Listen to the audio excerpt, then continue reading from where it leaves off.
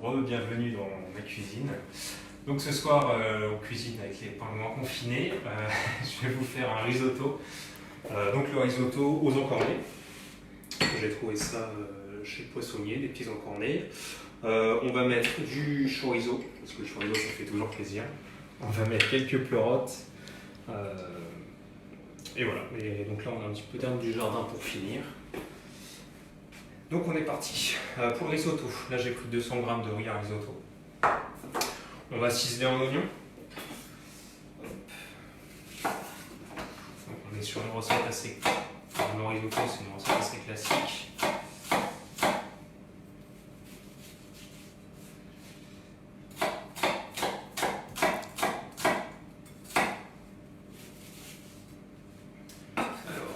Ah, tu as le bonsoir de David, Gauthier. Bonsoir. Donc là, à la maison, l'idée c'est de le couper à peu près de la taille d'un grain de riz. On n'est pas obligé d'avoir quelque chose de très régulier. Pas la peine de se prendre la tête. Hop. Alors, ici, donc les oignons, on va les faire suer.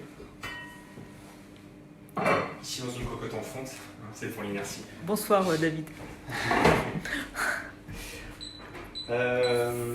Donc un petit peu d'huile d'olive.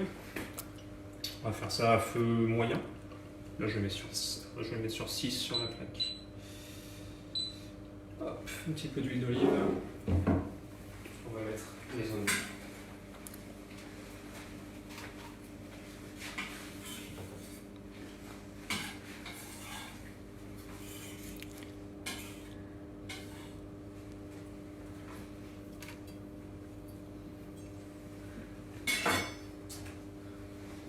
Hop, un petit peu de sel.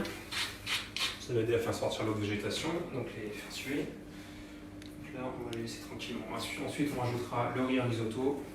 On va venir le nacrer. Ici, donc nos encornets. On va continuer avec ça. Donc là, je les ai préparés, vidés. On a enlevé la tête avec les yeux. Ici, il y a le bec également, qui a été enlevé. Ce qu'on va faire, c'est qu'on va... Je les ai fait en avance. Je vais les quadriller comme ça. Je ne sais pas si vous voyez bien. On va les quadriller, ça va nous permettre d'attendrir un petit peu les chairs. Et puis à la cuisson, si tout se passe bien, ça devrait faire quelque chose d'assez joli.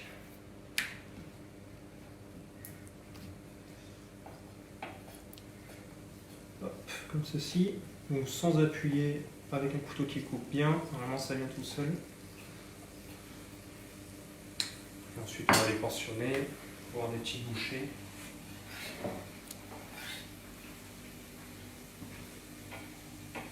Comme ça, après ça sera suffisant, on viendra les poêler comme ça, sur le quadrillage.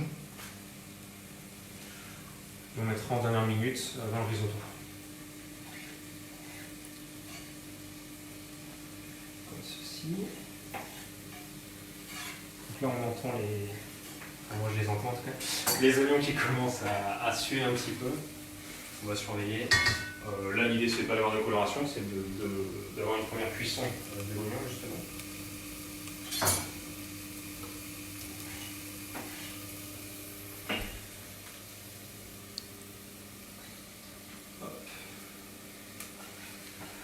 Donc voilà pour les encornets.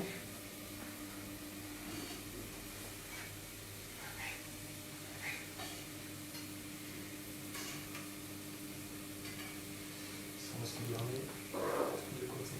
Les tentacules, pareil, on va les tailler un petit peu. Ça on viendra juste les faire sauter rapidement au beurre. C'est une cuisson qui est assez rapide. Comme ceci. L'idée c'est de pouvoir avoir une bouchée et que ce soit facile à manger.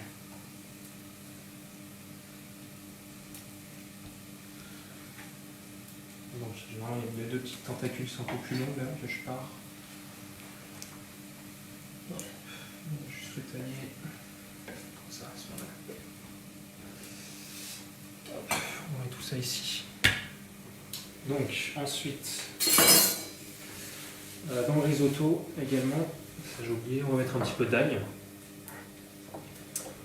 C'est peut-être pas académique, mais moi j'aime bien en mettre. On est sur un ail qui est assez jeune ici, donc il n'y a pas beaucoup de germes à enlever, donc c'est assez pratique. Là je vais juste l'écraser avec le plat du couteau.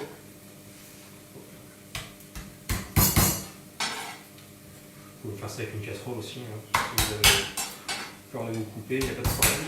Avec le cul d'une casserole bien écrasé. Hop.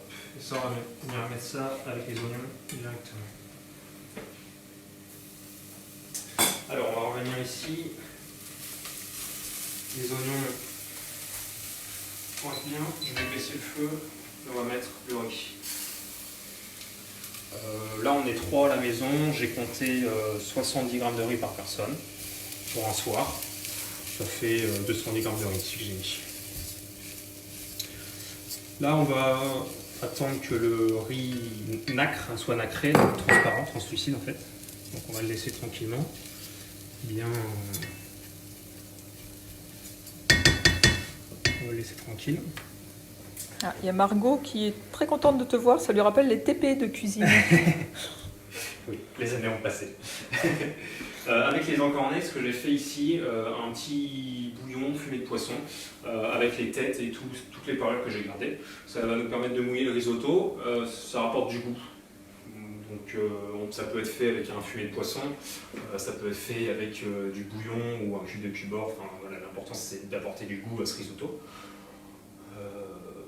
Donc au goût de chacun. Ça Hop. Donc en attendant que le riz nacre, on va préparer les pleurotes. Les pleurotes, pareil, on va les faire cuire d'avance. Donc ici, ça peut être remplacé par le champignon de Paris par exemple. L'idée c'est d'apporter du végétal au plat. Donc là je les ai coupés en bouchées on va dire. Donc il n'y a pas trop à se prendre la tête, hein. L'important c'est d'avoir des morceaux relativement réguliers. Et on va préparer pour les cuire un petit peu d'échalote et un petit peu de persil. Donc là, une échalote taillée finement. On va pouvoir la ciseler. Si vous êtes un petit peu adroit avec un couteau.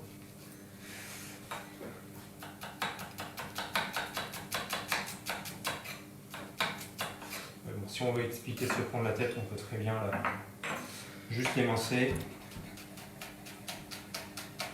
Le résultat ne sera pas très différent à la maison. Ça nous permet d'avoir un petit peu moins de pertes également sur les choses.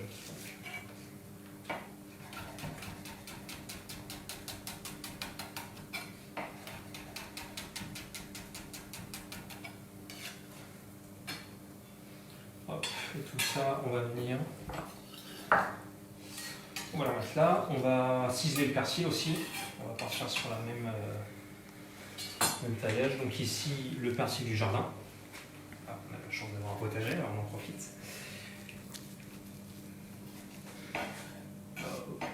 Assez rapidement, assez grossièrement, sans se prendre la tête. Ça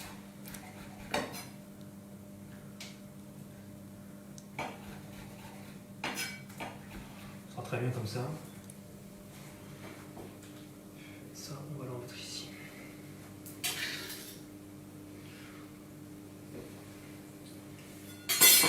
Alors ensuite, on va retourner voir notre riz. Donc Gauthier, tu rappelles ce que tu fais? Donc ce soir, on réalise un risotto aux encornets, chorizo et pleurotes. Voilà. Alors, les petits oignons sont un petit peu caramélisés. Le riz qui n'est pas encore tout à fait nacré. En fait, dans c'est là, il est caramélisé là. Donc on va le laisser tranquille encore. En attendant, on va venir tailler le chorizo. Le chorizo, on viendra le mettre au milieu de cuisson à peu près. Ça va colorer un petit peu le risotto, ça va cracher la matière grasse. Mais voilà, là on est sur un chorizo qui est doux. Vous pouvez prendre du fort, hein, ça dépend des goûts. Voilà, juste venir le tailler en cubes comme ça.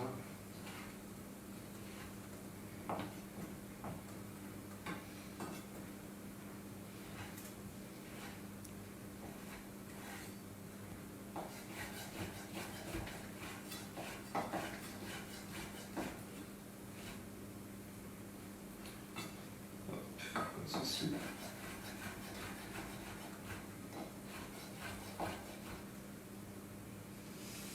Voilà.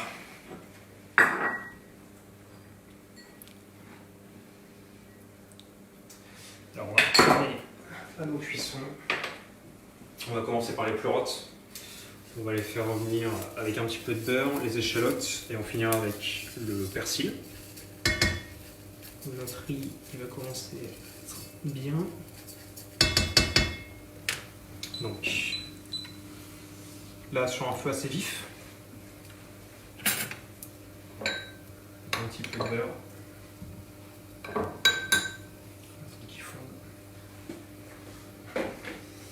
Donc première étape du risotto, on va le mouiller ici, c'est pas du Ricard, c'est du vin blanc. Mais j'ai demandé une carafe à ma maman, elle avait ça. De petite taille, j'en avais deux. Donc on vient déglacer ici, mouiller à hauteur, j'ai mis à peu près 20 centilitres de vin blanc. Donc on voit ici que l'ail est un petit peu brûlé, mais tant pis. Ça va pas apporter trop d'amertume au résultat final, donc c'est pas très inquiétant. Ici on a notre beurre qui commence à fondre. On va prendre les pleurotes. Ici c'est du beurre salé, c'est normal, on est en Bretagne. On va quand même revenir assaisonner les champignons, c'est important sur le champignon, ça permet de sortir son eau. Donc de bien assaisonner pendant la cuisson.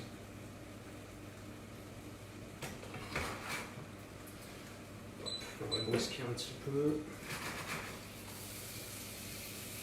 Donc quand le beurre il commence à chanter, hop, les échalotes.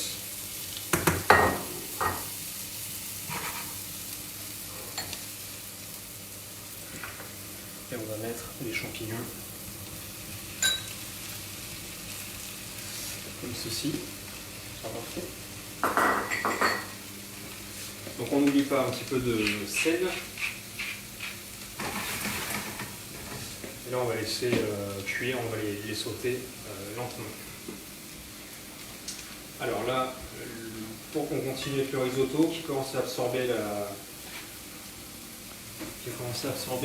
totalité du vin blanc presque. Bon, il ne nous reste plus grand chose. Donc on va pouvoir commencer avec le bouillon. Il y a différentes écoles du risotto. Moi j'ai fait mon vrai risotto avec Aurélien Largeau qui me disait ce risotto c'est 3 fois 4 minutes de cuisson, donc 12 minutes. Donc on met 3 fois le bouillon dedans. Donc ça peut être un repère notamment. Donc là on a mouillé à hauteur avec le bouillon, on va laisser tranquillement cuire. En attendant les pleurotes commencent à avoir chaud.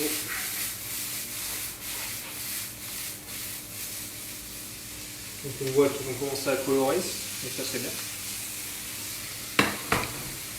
Je vais descendre un petit peu.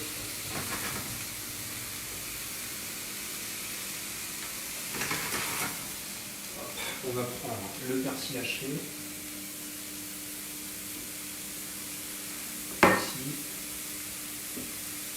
On va venir ici, on rajoute juste un petit peu de beurre frais, ça va venir enrober en fait les champignons. Et là sur la cuisson, ça va être bien. Ça va être pas mal. Alors, on débarrasse.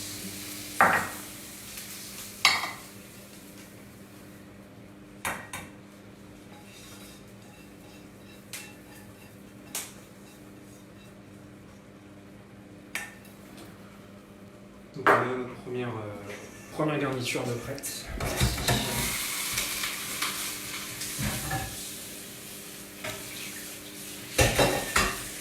Là, je vais garder la même poêle.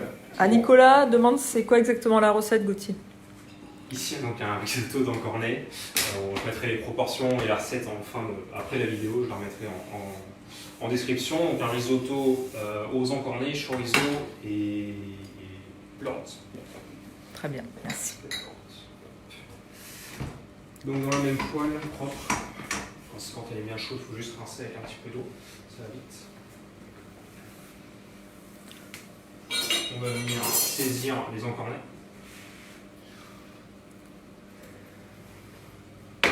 Ici, on va vouloir la faire chauffer assez fort pour avoir une coloration.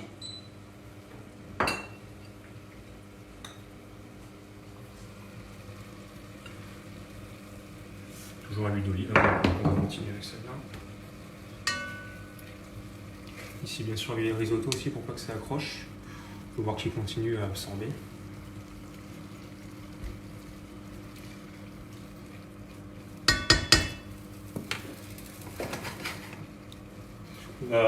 Attendre la fumée, le point de fumée de l'huile d'olive. Donc là, il arrive.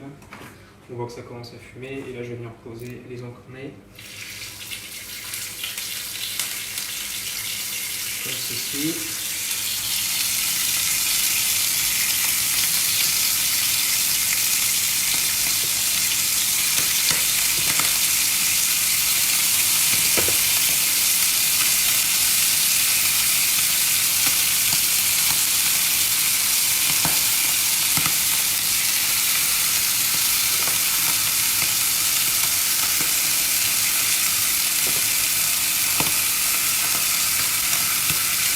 C'est une cuisson qui va relativement vite, ça va pas être trop longtemps. Et donc vous voyez, normalement comment dire, les fibres vont se resserrer, donc on va avoir ce côté un petit peu. Ils vont s'enrouler au fur et à mesure.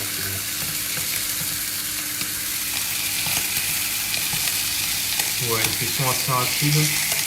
Trop cuit encore, mais ça devient un peu caoutchouteux, donc c'est pas forcément ce qu'on va rechercher.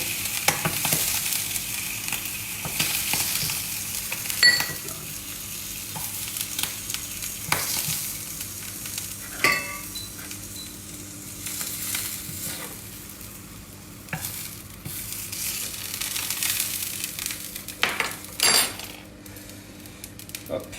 Donc là, le risotto, on peut voir qu'il commence à être sec. Il a tout absorbé, donc on y va pour le deuxième mouvement.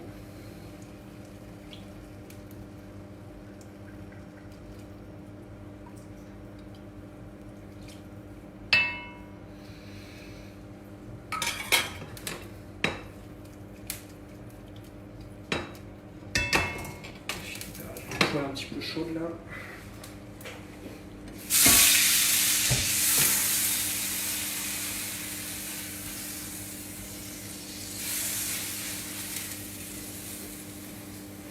On va finir les encornets en parallèle.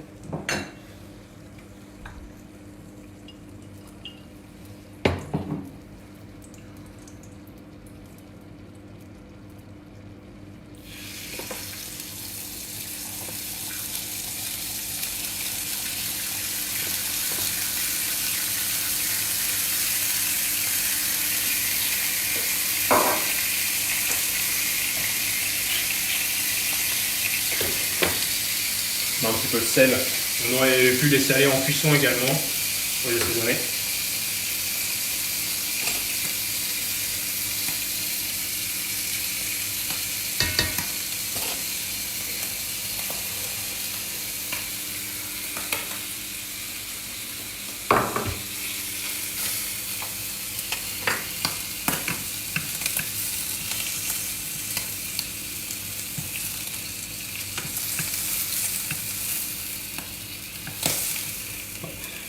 Et on va terminer avec les tentacules. Là,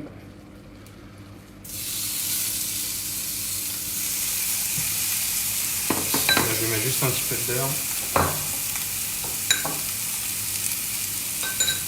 Sel. On va raidir en fait, juste raidir dans le...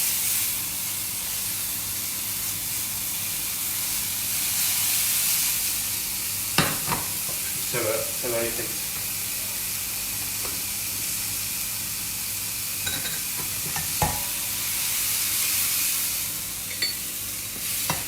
Tout simplement. On est sur une cuisson qui est assez rapide sur une cornée. Il n'y a pas trop de questions à se poser. Donc, on a notre deuxième garniture de prête.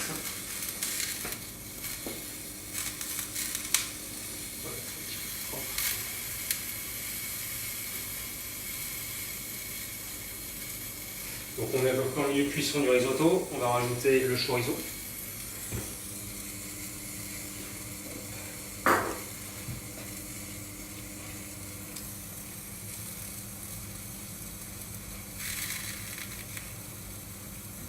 Donc là on peut voir, encore une fois, il a absorbé le fumet.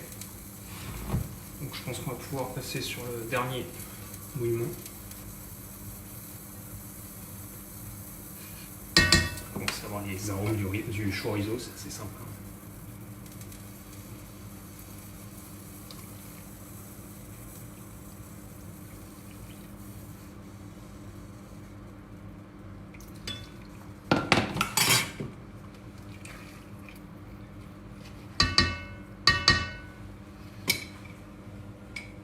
Donc là on est sur la dernière partie de cuisson. Pour la finition, moi je décide d'utiliser de la sauge ici. Pareil, c'est une herbe que j'ai dans mon jardin. Ça va apporter un petit peu de fraîcheur. On va dire fraîcheur.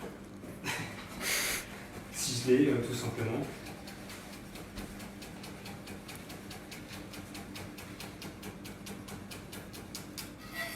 Hop. Voilà. Ça.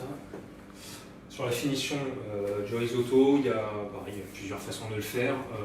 Toujours du parmesan, en tous les cas. Sur la recette traditionnelle, ça peut être du pecorino, pourquoi pas. Ensuite, on peut finir à la mascarpone pour apporter du crémeux. Mascarpone, ça peut être du beurre, ou ici, moi j'avais du cream cheese, ici c'est du Philadelphia. À passer, donc pareil, ça va apporter ce même côté crémeux. On aime bien. Sur le risotto. Je pense que c'est le mot d'ordre sur un bon risotto, c'est quelque chose de crémeux, on n'est pas censé dresser dans un n'importe-pièce, ça coule, c'est onctueux. On sert ça dans une assiette à soupe et voilà.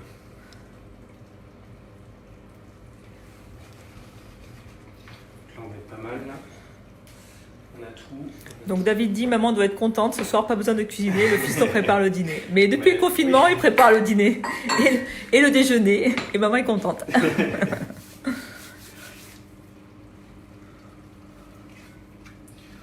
Donc ici on est sur une recette pas très compliquée à réaliser, il y a une possibilité de changer tous les accompagnements. Si vous voulez mettre des dés de jambon à la place du chorizo, on peut partir sur des encornés en boîte, ça sera très bien aussi. On peut aller sur des champignons de Paris, voilà, il y a toutes les possibilités possibles. Voilà. Donc là on va être pas mal, on va le goûter. On veut un grain assez ferme. Avec un petit peu.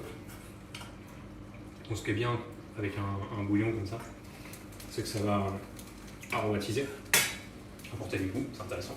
J'ai mis quelques herbes du jardin aussi dedans, un petit peu de thym, un petit peu de romarin. Donc voilà, on va attendre que ça cuise. Là, sur cette recette, je vais penser à Cassie, on va faire un accorné vin. On pourrait partir sur du chablis, pourquoi pas, un chablis premier cru, du chardonnay. Avec la rondeur, ça va venir s'accorder avec ce côté onctueux. On pourrait aller sur un fiel vendéen, sur un chenin, qui va être plus frais, lui, mais qui va bien aller sur l'encorné. Mais moi, j'ai décidé de vous proposer un grave. Un grave, donc c'est une appellation de Bordeaux, un Bordeaux blanc. Grave, c'est vraiment le sud de Bordeaux. On est ici sur le domaine, le château de Chantegrive, la cuvée Caroline, donc c'est du Sauvignon Sémillon. Donc je suis plus Sauvignon pour la fraîcheur. Élevé en fût. Le en fût, ça va apporter de la rondeur, c'est côté un petit peu boisé. Et donc voilà, on est sur cette onctuosité dans le vin qui va s'accorder avec le risotto. J'espère que j'ai été à la hauteur de Cassie, qui me regarde sûrement.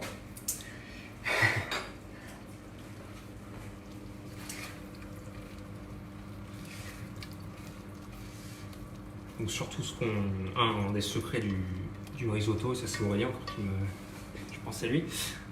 Faut que le risotto revienne quand on met la spatule comme ça, vous voyez là il coule. Il reste un petit peu de bouillon, il va l'absorber, mais voilà, le risotto il coule, il est onctueux. On va venir rajouter le parmesan ici. Ici, un parmesan que j'ai râpé avec une microplane. Enfin, c'est une râpe, mais c'est une microplane.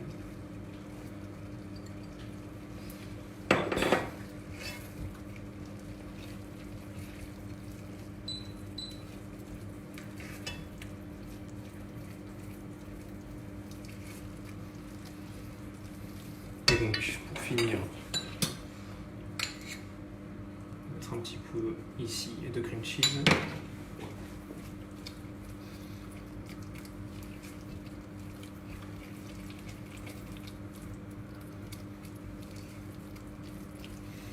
Voilà, quelque chose d'onctueux, ça va blanchir, on voit déjà que ça apporte de la gourmandise au plat. Ah, Cassie a loupé la cormée vin. Mais elle le reverra, tant pis. Hein, Non, David dit que tu vas lui redire. Elle pourra rejouer la vidéo après, tant qu'elle aussi. Donc là, on va être prêt sur le risotto. On remet les garnitures. Je vais mélanger les champignons avec. On va pas s'embêter. Comme ceci.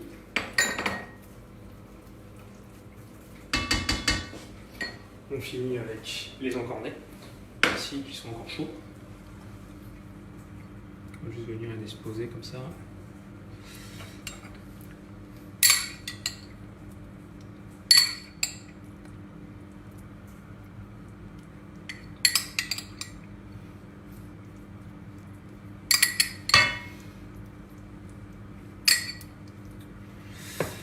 Hop, et donc on a notre sauge, juste ciselé